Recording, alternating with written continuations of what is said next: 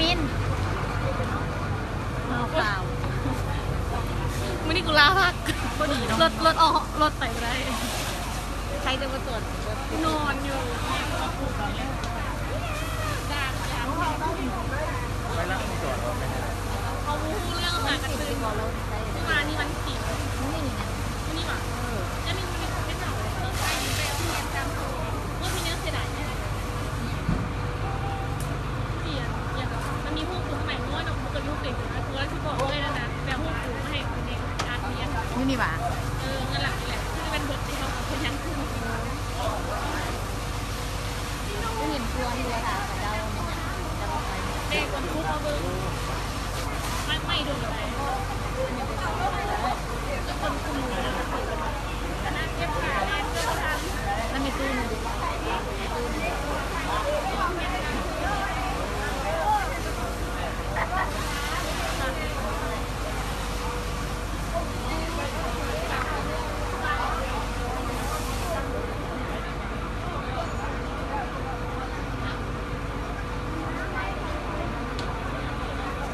ไม่ได้ถือเลยนะ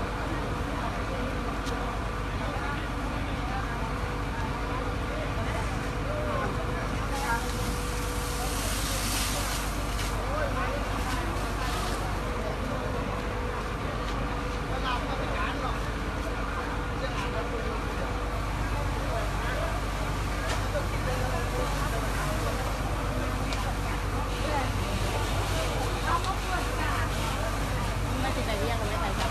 เอ้าคืน นี่อย่างเป็นเย็นนี่ใส่ ที่ยังแม่จะมาเรียน จริงดีกว่าไม่เป็นเย็นไม่ใส่เอาลูกเอาไปเย็นจะเอาเย็นที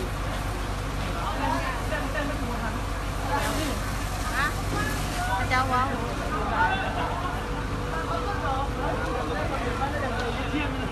มาอีปี สภาพคนต่าง